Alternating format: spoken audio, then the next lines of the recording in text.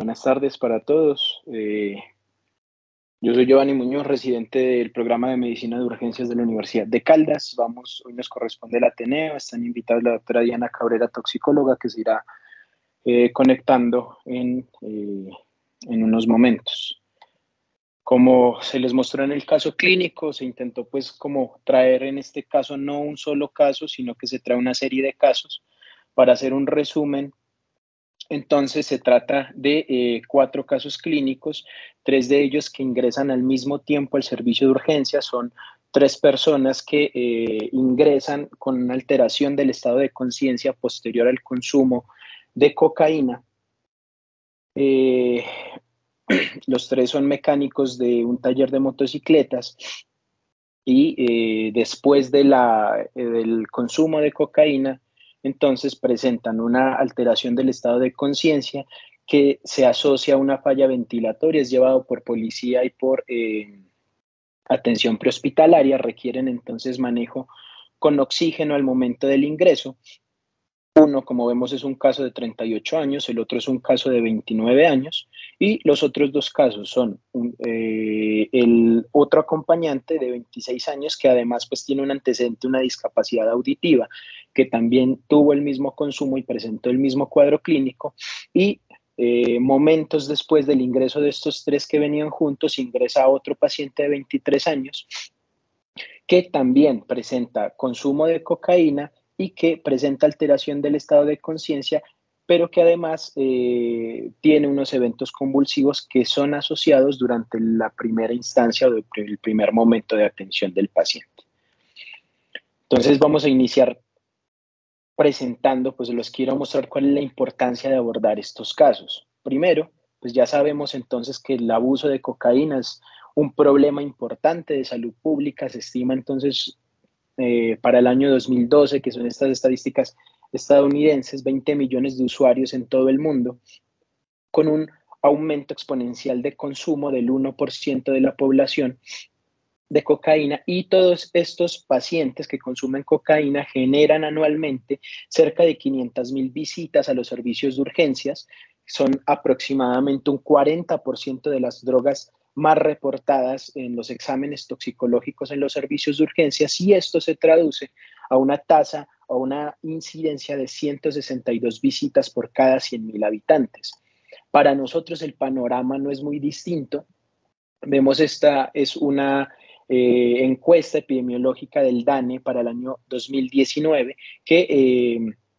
estableció esa prevalencia de consumo de sustancias psicoactivas en población de 12 a 65 años, y vemos que la cocaína es la segunda sustancia psicoactiva de más consumo, solamente inferior a la marihuana. Llevándola a datos un poco más locales, entonces vemos que los 6 departamentos o las 6 ciudades en donde más se presenta consumo de sustancias psicoactivas están encabezados por Putumayo,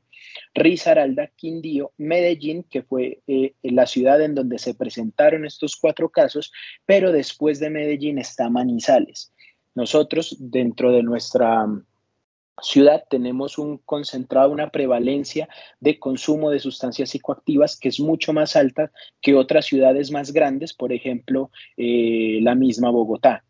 Es por eso que entonces decidí traer este caso, que además pues tiene unas aristas que me parece bastante interesantes de tratar. ¿Cuál era el estado de ingreso de los pacientes? Entonces vemos que todos ingresaron con alteración del estado de conciencia, todos con oxígeno, en este caso con máscara, con reservorio, y encontramos entonces que al momento del ingreso ninguno presentaba inestabilidad hemodinámica, pero presentaban unos hallazgos clínicos que son muy llamativos, entre ellos tener una frecuencia cardíaca cerca al límite normal. Solamente uno de ellos ingresó taquicárdico, que tenían un Glasgow deteriorado. El caso 1 y el caso 4 fueron los más, pues en donde más prevaleció este hallazgo, con un Glasgow de 4 referido al momento del ingreso, y que tenían en su descripción clínica presencia de pupilas mióticas en la mayoría de los casos. Vamos a empezar entonces hablando de cómo se gestiona el riesgo en el paciente intoxicado, y esto es un punto que nos toca mucho a nosotros desde el servicio de urgencias, y es el servicio de triaje. Ya se ha explicado y ya lo hemos tocado en otros Ateneos, que la escala de Australia y Asia, del Colegio de Medicina de Emergencia de estos dos continentes, ha venido siendo la más aceptada para este tipo de pacientes, para pacientes intoxicados. No es muy diferente a lo que nosotros conocemos en triaje. Se divide en 5 categorías, pero estas están divididas en unos tiempos de atención que son un poco más cortos de lo que nosotros tenemos actualmente pues, en los servicios de urgencias. Para la categoría 1, entonces podemos ver que están pues, los pacientes más graves o más críticos, por ejemplo, los que entran en paro cardiorrespiratorio, los que tienen una frecuencia cardíaca menor de 10 o que ingresan francamente hipotensos con una sistólica menor de 80 o con un Glasgow deteriorado menor a 9. Para la categoría 2, pues es importante los otros pacientes que tienen signos de bloqueo o signos de estridor de la vía aérea o que tienen compromiso circulatorio, pero que esa presión arterial está por encima de 80 y que presentan otros síntomas como una frecuencia cardíaca menor de 50 o mayor de 150, o que presentan dolor torácico, que tienen un stroke agudo o una escala de Glasgow entre 9 y 13. Para la categoría 3, pues ya nos da un poquito más de tiempo, la hipertensión severa, la deshidratación, las convulsiones, pero que entran en estado posictal, el dolor severo, entre otras. Y para la categoría 4 ya tenemos hemorragias leves, dolor moderado, vómito y diarrea sin deshidratación. Y para la categoría 5 tenemos pues otras que ya pues se manejan o que tienen un menor riesgo, como son pues dolores mínimos o traumas poco severos. Sin embargo, es muy llamativo que a pesar de que esta es la escala más aceptada para el manejo de los pacientes intoxicados, vemos que en realidad no hay una pauta de manejo de pacientes intoxicados. Entonces, ¿de dónde sale que esta escala es la más aceptada? Y este pues es un estudio.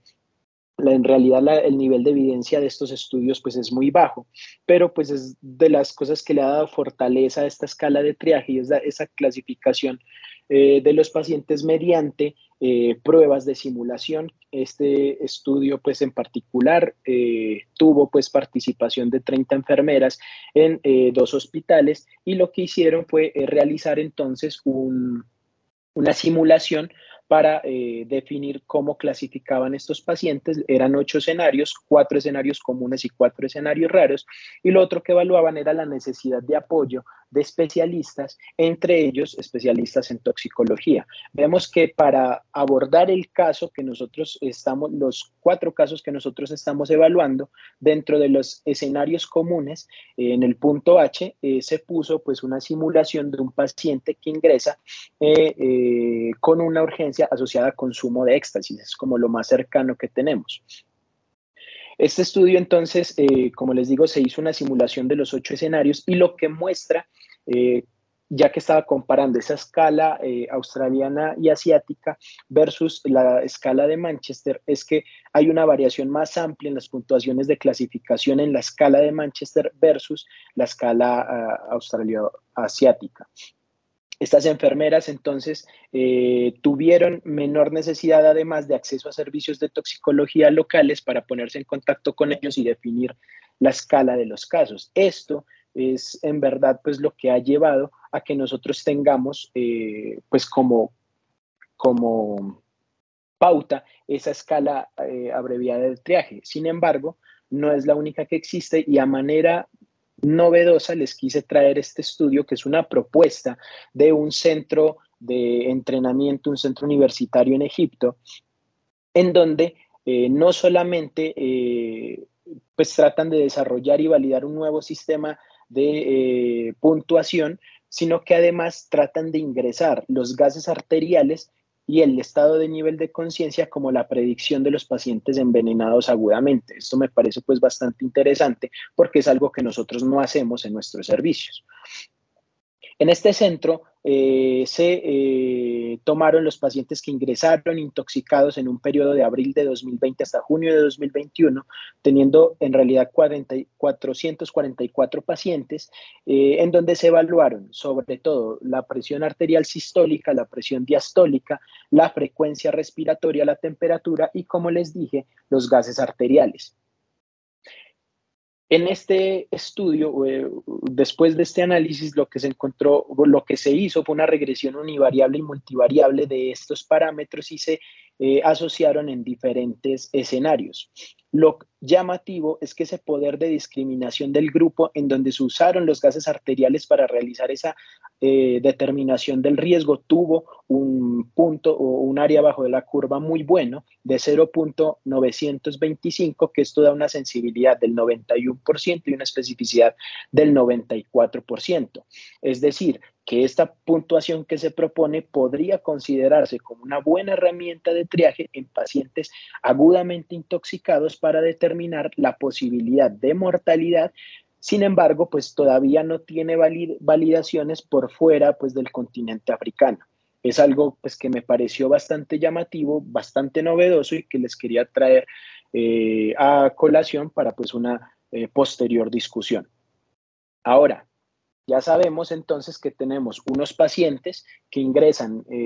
bajo un consumo agudo de cocaína y que ingresan con una alteración del estado de conciencia. ¿Qué espero encontrar yo en estos pacientes? Y para eso vamos a hablar de manera rápida de las 3 vías de metabolismo de la cocaína. Sabemos entonces que el 5% de esta droga se va a metabolizar en norcocaína, que es la que atraviesa fácilmente la barrera hematoencefálica y va a generar pues esos cambios que nosotros conocemos como el síndrome,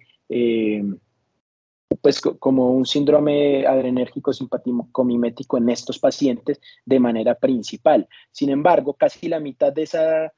cocaína se va a metabolizar en benzoilgonina, cuya principal importancia es la función en la detección de la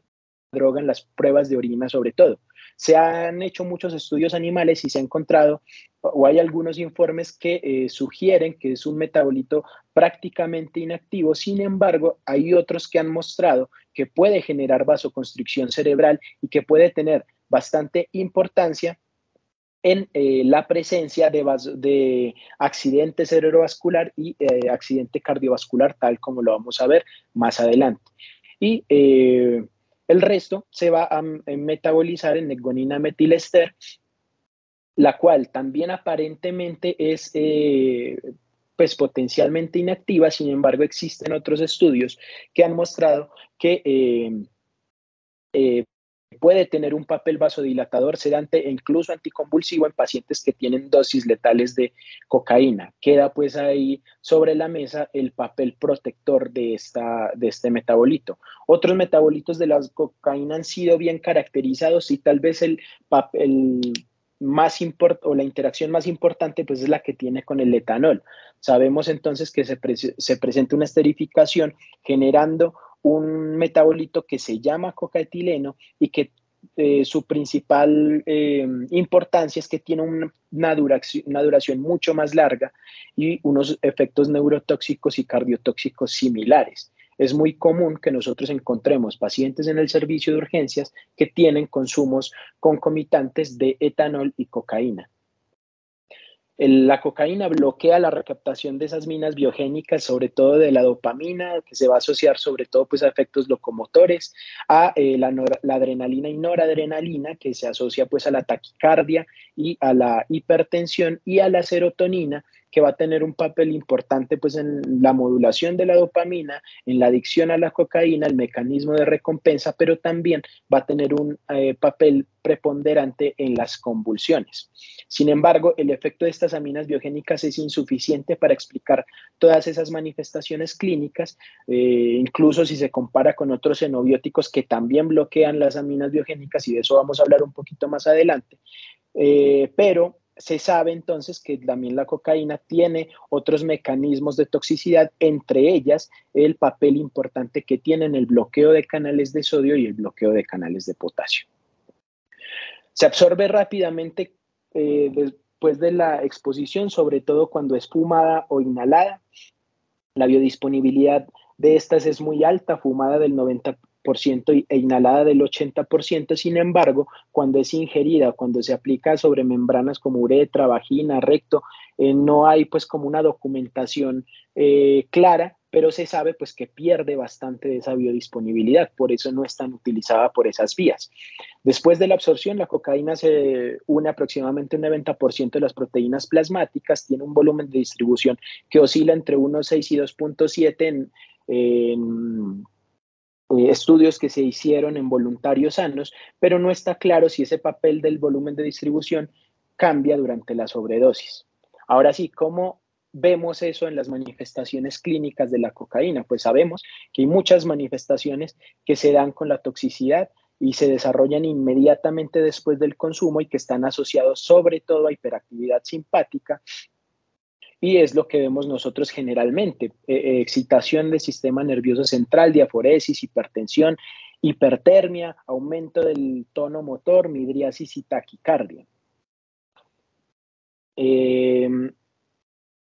pues el efecto casi siempre es predecible de acuerdo pues a la farmacocinética de las que les acabo de hablar, y típicamente se presenta como un toxidrome simpático mimético. Por lo tanto,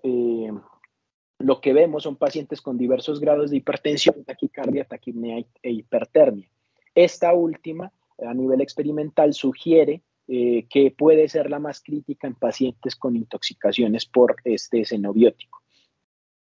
Se ha encontrado en varios estudios también que dosis típicamente masivas de cocaína pudieran producir apnea, hipotensión y bradicardia como un efecto paradójico al que deberían realizar por supresión directa de los centros del tronco encefálico, pero estos efectos son fugaces y rara vez se observan en pacientes que ingresan a los servicios de urgencias. Ahora sí, hablando entonces de cada uno de los efectos, vamos a hablar de los efectos, de los efectos más importantes y los vamos a comparar con los que tenemos en el caso clínico. A nivel cardiovascular está definido pues el aumento de riesgo de infarto, y es el resultado pues de varios mecanismos que se incluye la hipertensión y la taquicardia y por consiguiente un aumento de la demanda de oxígeno. Pero hay tres pautas principales que son el vasoespasmo, porque ya sabemos que ese aumento de la demanda de miocardio pues no es suficiente para causar una isquemia, y se ha encontrado entonces una papel de vasoconstricción inducida por la cocaína que está mediada por norepinefrina y por epinefrina. También hay un papel en la aterogénesis por el uso de cocaína, sobre todo pues en consumo crónico, en donde se ha encontrado en modelos de estudio animales como conejos que se promueve la formación de placas ateroscleróticas subendoteliales de manera más rápida. Y como ya hablamos, la cocaína bloquea canales de sodio, pero además de eso también puede bloquear canales de potasio y da como resultado la prolongación del intervalo QT y el aumento de riesgo de taquicardia de puntas torcidas. Se sabe además que la exposición crónica a altas concentraciones de catecolaminas da lugar a estrés oxidativo a nivel celular, generando pues una lesión miocárdica directa. Este es un estudio que se realizó en Cleveland, en donde se documentó en 233 pacientes esos cambios cardiovasculares que se tenían por consumo de derivados de la cocaína, que se encontró el 54% en este caso de los que utilizaban pasta base libre o crack, llegaban, podían tener dolor torácico que hacía que consultara los servicios de urgencia. Sin embargo, los hallazgos la evidencia bioquímica de lesión miocárdica solamente se dio en el 6% de los casos. Lo que más se encontró fue dolor torácico o disnea, que fue encontrado entre el 40 y el 20%, también palpitaciones y diaforesis, tos, y solamente o menos del 1% se presentó con un paro cardiorrespiratorio. Ahora, hay sospecha en nuestros pacientes de que tuvieran un evento cardiovascular. Como podemos ver en el mismo estudio, se trató de definir si existen signos clínicos que nos puedan ayudar a diferenciar esos pacientes que tienen mayor riesgo de esos eventos cardiovasculares asociados al consumo de cocaína. Sin embargo, el hallazgo, uno pensaría que los pacientes más hipertensos o más taquicárdicos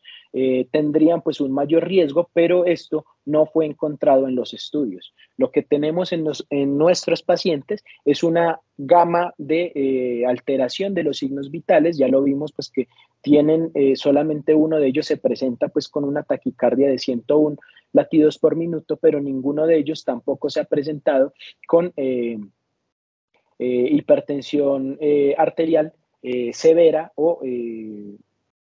pues no controlada. En estos pacientes se realizaron estudios iniciales, como fue pues un electrocardiograma, en donde podemos ver que además pues de la taquicardia sinusal en este caso, no se presenta ni alteración de bloqueo de los canales de sodio y tampoco pues existen indicios agudos de isquemia. Por lo tanto, la causa o el cuadro clínico de ninguno de estos pacientes aparentemente corresponde a una alteración cardiovascular. Vamos con el sistema nervioso central y vemos entonces, sabemos que la cocaína presenta pues una alta gama de cambios o de alteraciones del sistema nervioso, aumenta pues la tasa de accidente cerebrovascular que puede ser isquémica y ya hablamos pues de la propiedad que se puede generar por el aumento acelerado pues de las placas ateromatosas, pero también se puede presentar hemorragia en cualquier sitio anatómico del sistema nervioso central, aunque se ha encontrado sobre todo que están pues, presentes en la arteria carótida y que se pueden encontrar sin necesidad de que haya una enfermedad preexistente, dado que los aneurismas intracerebrales no son necesidad pues, o no son necesarios para que se genere pues, una hemorragia. Sin embargo, y teniendo en cuenta los casos clínicos que tenemos, uno de los pacientes ingresó con convulsiones. Estas son comúnmente provocadas por el consumo de cocaínas, pero generalmente son discretas y ocurren de pocos minutos después de la exposición, aunque hay algunos casos en donde se han demorado hasta 24 horas después del último uso. La cocaína sola sirve como desencadenante para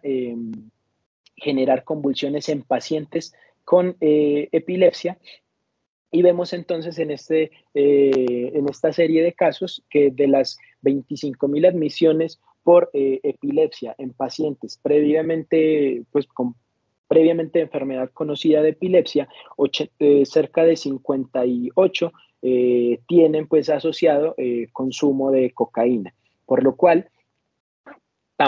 a pesar de que la cocaína tiene ese papel de que puede precipitar las convulsiones, en este caso no tenemos ninguno de los pacientes que tenga pues un antecedente propio de convulsiones y este es el caso del paciente del caso 4 que se presentó y que convulsionó durante su atención en el consumo de urgencias en el servicio de urgencias y que tendríamos pues la duda si puede deberse al uso de cocaína como tal. Se le hicieron pues estudios imaginológicos del sistema nervioso central en donde se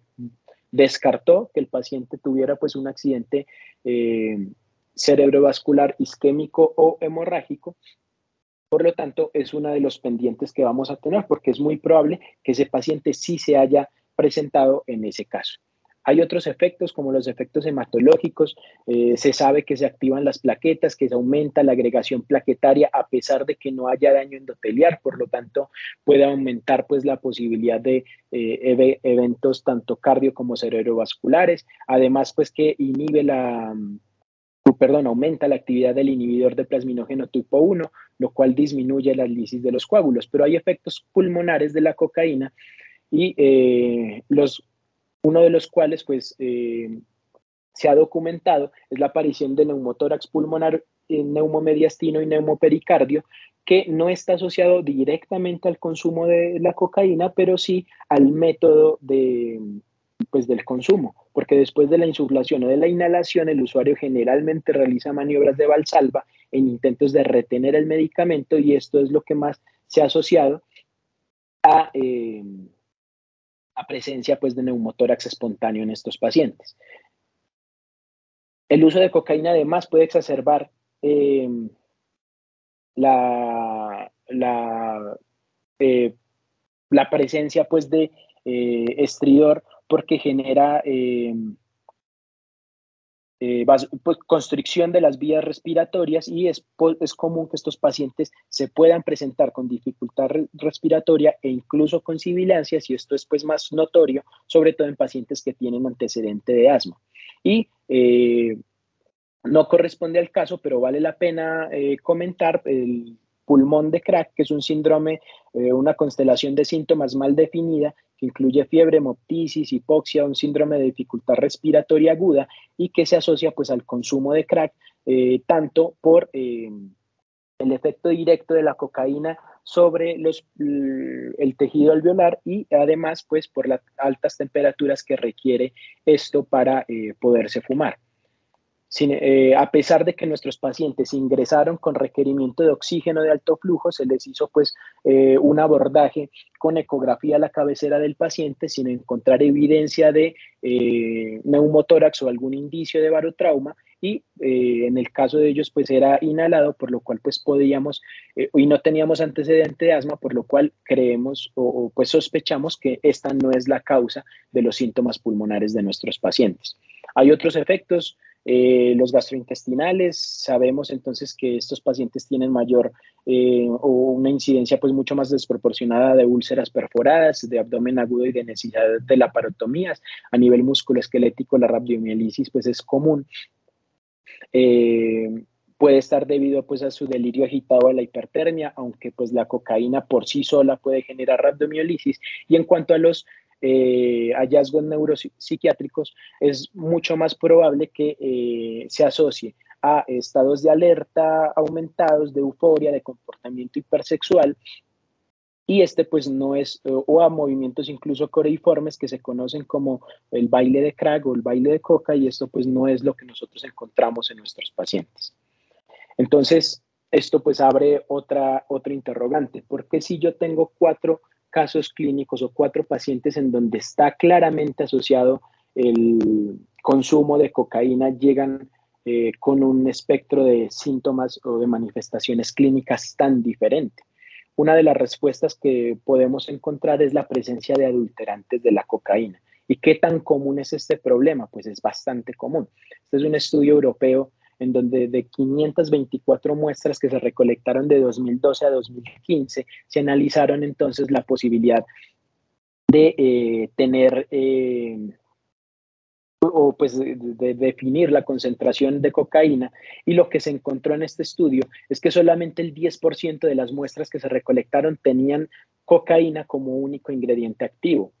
Incluso más grave, solamente hasta el 5% no contenía cocaína en absoluto. Las 445 muestras restantes tenían más de 24 sustancias que podemos ver que se han venido pues detallando, y esos adulterantes de la cocaína pues tienen otras propiedades que hacen que se utilicen no solamente para rebajar y disminuir pues los costos de producción,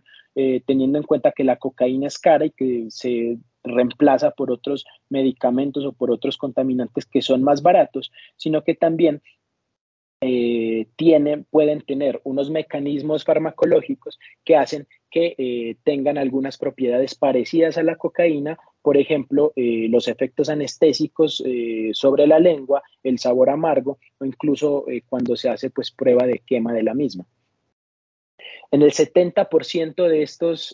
muestras se encontró como contaminante el levamisol. El levamisol es un antihelmíntico que en este momento tiene su principal uso pues como uso veterinario, y que tiene una actividad también inhibitoria sobre los transportadores de aminas, pero necesita concentraciones mucho más altas que la cocaína. ¿Cuál es el problema? Que es un medicamento altamente lipofílico, por lo cual atraviesa fácilmente la barrera hematoencefálica,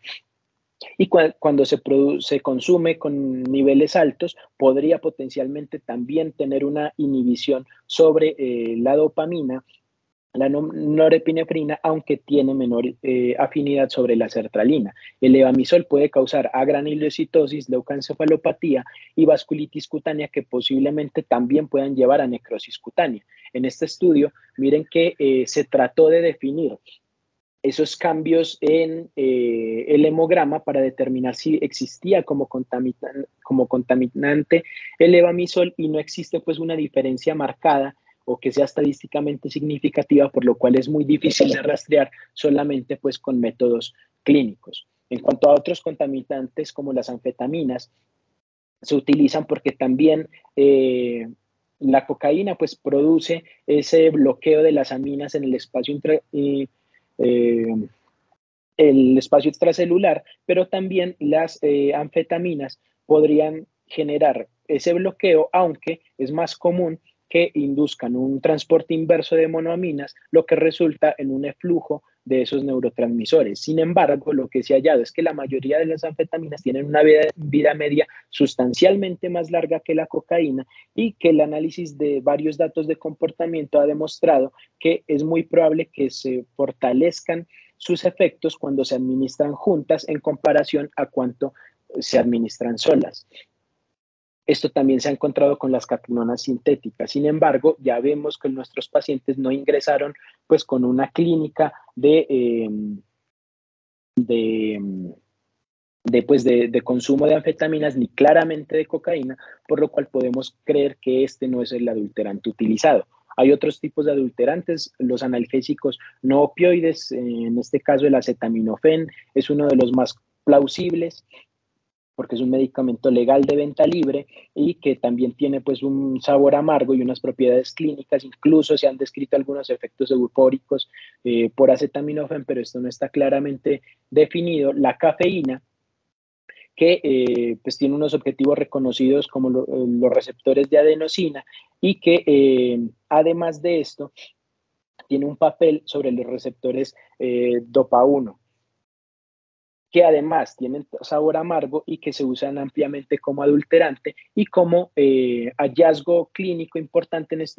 estos pacientes con este tipo de adulterantes, pues es que se disminuye aún más el umbral convulsivo y esto podría corresponder pues a lo que le pasó a nuestro paciente del caso 4.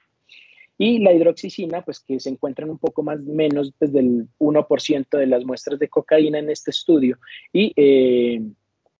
tiene pues un papel bloqueador H1 de primera generación, atraviesa la barrera hematoencefálica, también bloquea receptores de dopamina y de serotonina. Sin embargo,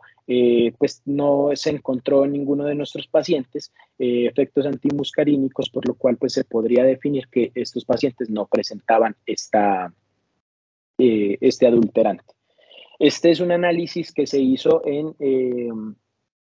10 patologías de pacientes que murieron por consumo de cocaína, en donde se trató de analizar de manera post-mortem en estos 10 usuarios que se identificaba. Y como podemos ver entonces, existe pues una alta prevalencia de contaminantes como el levamisol, la lidocaína, la hidroxicina, y estos adulterantes pueden afectar potencialmente el sistema nervioso central y cardíaco y es posible que empeoren la toxicidad pues, que se presenta con la cocaína.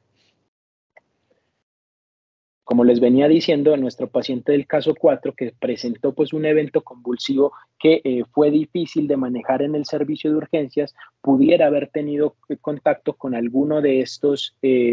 adulterantes, entre pues el sospechoso principal podría ser pues la cafeína y eso pudo haber llevado a que presentara ese caso clínico. Y ahora, y por último, si no menos importante, voy a hablar pues de los adulterantes opioides. Y estos son dos reportes que se realizaron en el año 2016 y 2018. Este reporte de 2016 se estableció con una recolección de pacientes entre el 15 y el 18 de julio, en donde en el Hospital Surrey Memorial se presentó un aumento de 170% el promedio de los casos sospechosos por toxidrome opioide. En este caso, la mayoría de los pacientes, el 86%, requirieron manejo con naloxona a dosis altas, incluso se documentaron casos de hasta 3 miligramos por dosis, cuando la dosis pues, es de 0.4 miligramos. De estos, el 81% de los pacientes fueron trasladados y dados de altas en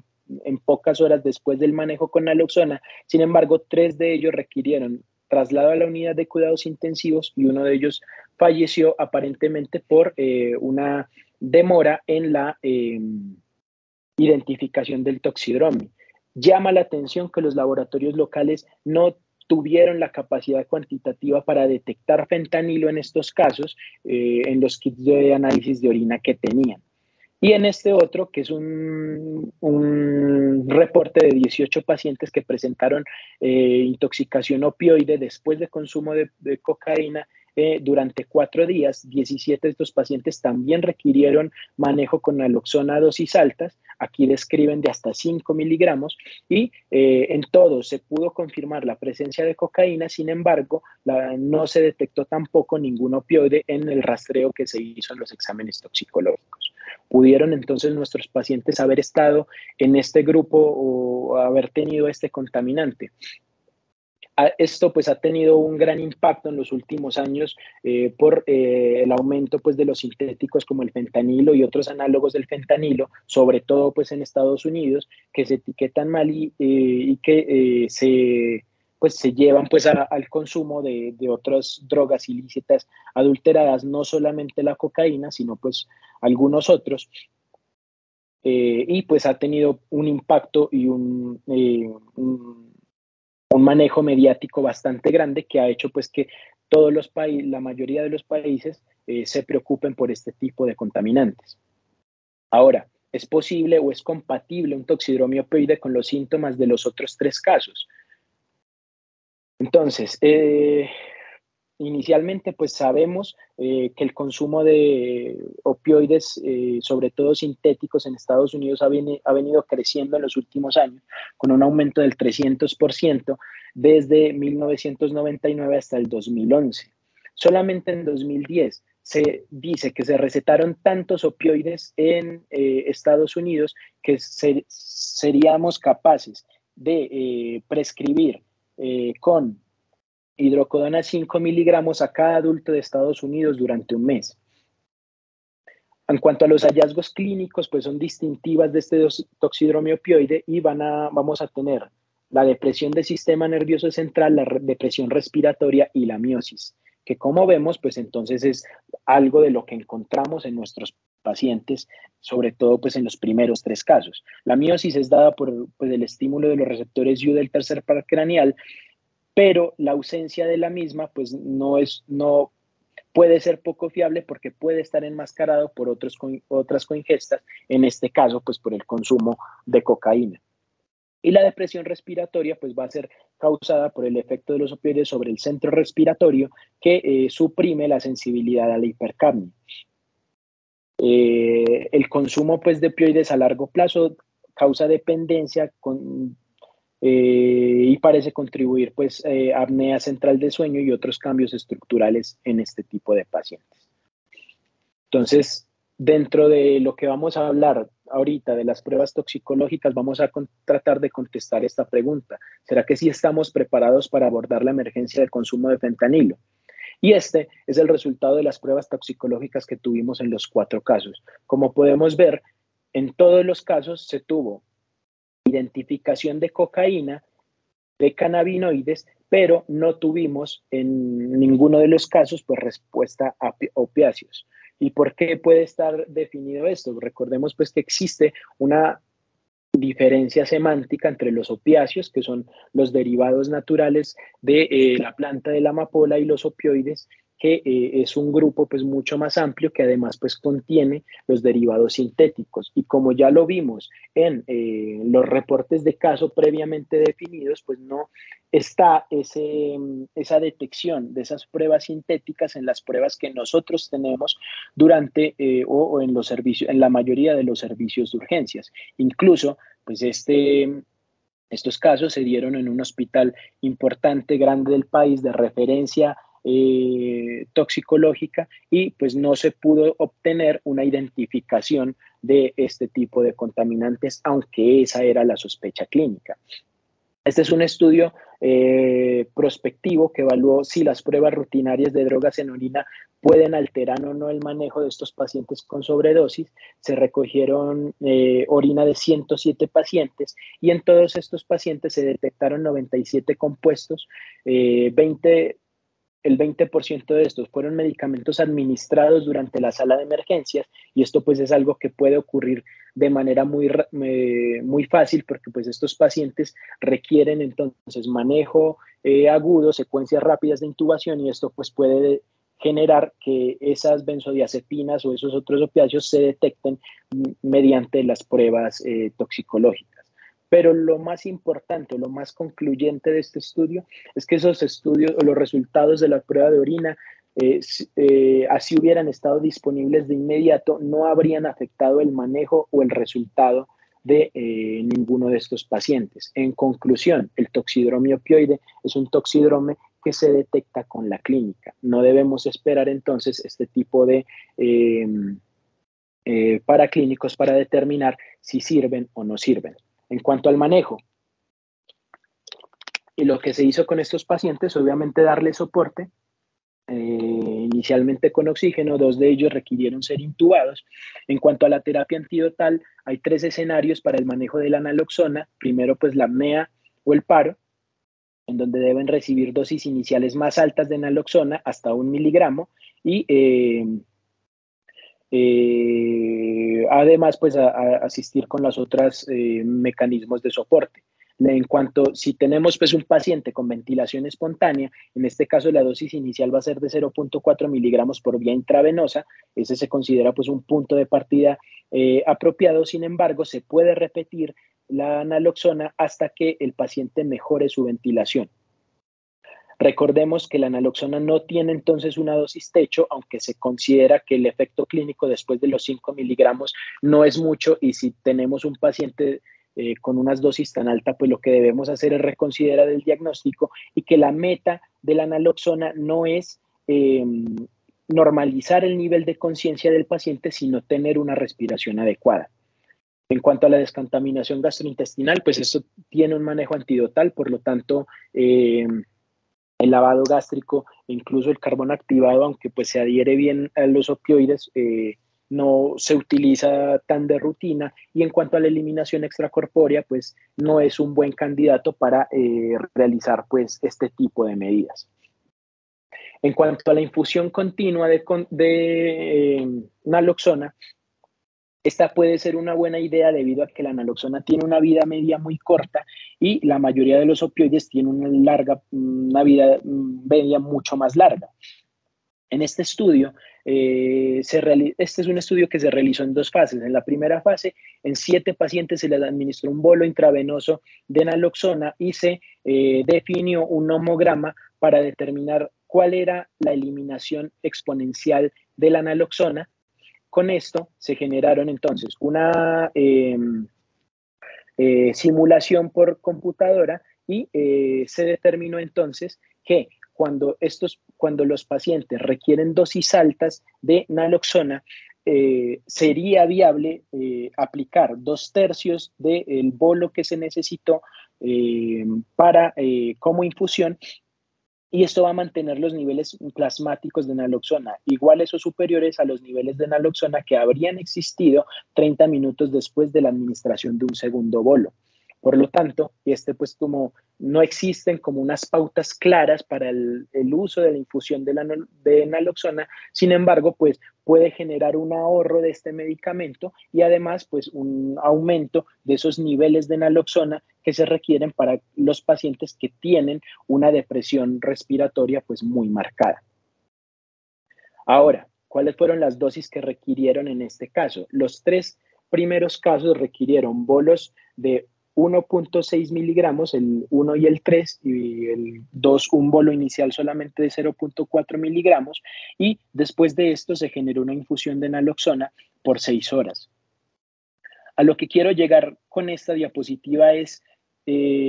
veamos entonces que se requirieron 9 ampollas para el manejo en bolo de estos pacientes y 30 ampollas después para las infusiones. No sé pero pues en el servicio de urgencias en el que se presentaron estos pacientes, se empezó a presentar pues una especie de emergencia porque se agotaron las existencias que habían de naloxona y era una pues de las preguntas a las que quería justamente llegar a esto. Nosotros sí estamos realmente preparados para atender este tipo de pacientes o para suplir la demanda en este caso. Estos casos clínicos se produjeron pues en la ciudad de Medellín, en donde pues ya había pues una alerta grande por uso de fentanilo pues adulterando otras sustancias. Sin embargo, pues ya no es solamente un problema del Valle de la Aburrá. Esto en agosto encontraron pues, esto es en la ciudad de Cúcuta, circulación de 98 ampolletas de fentanilo y para ser un poquito más locales y preocuparnos un poquito más, en Manizales también se ha presentado incautaciones de estas ampollas que se utilizan justamente para realizar pues estas drogas sintéticas o adulterar drogas ya existentes. Por lo tanto, pues es una preocupación que nosotros debemos tener en la cabeza y definir y tomar acciones sobre cómo vamos a manejar cuando estalle toda esta emergencia pues en los servicios de urgencias. Finalmente, pues los tres casos, como pudieron leer, recibieron pues el manejo con la naloxona. Los tres primeros casos fueron dados de alta en pocas horas después de su ingreso, a pesar de que dos de ellos requirieron ventilación mecánica invasiva. Y el cuarto caso, que muy probablemente estaba o era más producto de un sesgo por la presencia de los tres casos iniciales o los tres casos marcadores, que muy poco, pues que no tenía pues como un indicio claro de una intoxicación por fentanilo y que muy probablemente su cuadro clínico estaba asociado más que todo pues a los eventos convulsivos que pueden ser propios de la cocaína o de otros contaminantes. Como conclusiones que les quiero dejar, entonces recordemos pues que en nuestro país la prevalencia de consumo de sustancias psicoactivas viene en aumento y esto obliga a que nosotros como médicos de urgencias conozcamos las necesidades de atención aguda, que la contaminación de estas sustancias psicoactivas requieren un ojo clínico agudo para reconocer ese toxidrome relevante y eso fue lo que pasó en este caso, que a pesar de que eran pacientes que ingresaban con un consumo tan claro de cocaína, lo que tenían era un toxidrome opioide y fueron manejados pues de esa manera con muy buenos resultados. Que las pruebas toxicológicas son útiles en el servicio de urgencias, pero que no deben demorar la atención inicial y sobre todo en este caso, pues que el toxidrome opioide es de identificación clínica. Y la última conclusión importante para todos es que nos debemos preparar en nuestro servicio porque esta emergencia del consumo y abuso de opioides pues viene en crecimiento en nuestro medio. Ya tenemos pues unas consecuencias bastante malas en otros países industrializados como en Estados Unidos y eso pues nos debe llamar la atención. Muchísimas gracias por la atención y quedo atento a la discusión. Ok, muchas gracias, doctor Giovanni.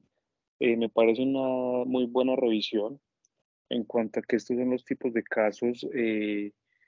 que ocasionalmente pues llegan a los servicios de urgencias y a los que pues deberíamos estar preparados, ¿cierto? Con respecto a lo que el doctor decía de la cantidad de medicamentos que se deben tener, que como estos son casos como tan fortuitos que no se generan todos los días, las instituciones generalmente pues lo que le dan a uno para el manejo de los servicios de urgencia es como para responder con las dosis para atender un solo paciente. Pero el hecho de que lleguen cuatro pacientes al mismo tiempo, no sé qué tantas instituciones puedan tener un stock como para dar atención a este tipo de pacientes, más colocarles pues como infusión del medicamento. Entonces algo pues que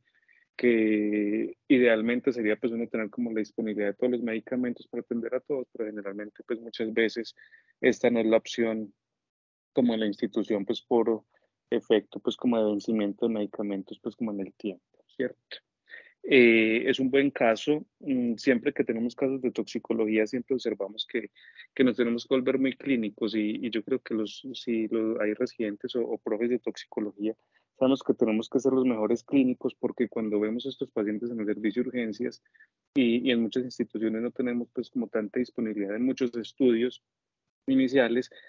y nos empuja mucho más como a aprendernos estos toxidromos. como a ser muy clínicos, ver el toxidromo, confiar en nosotros mismos y tomar decisiones ahí muy rápidas para dar la atención a estos pacientes. Eso no significa lo que se encuentra en muchos artículos a veces como los cócteles de que a todo el mundo le vamos a colocar naloxona o flumazenil como en algunos, yo creo que eso ya está mandado a recoger y mucho más para nosotros, pero sí tener como en la cabeza los toxidromos para dar un manejo inicial y posteriormente pues ya uno mira y complementa pues con los estudios y demás, pero ser muy clínicos para dar esa atención inicial, tanto de soporte para el manejo del paciente como el antídoto que vaya a requerir en su momento el paciente.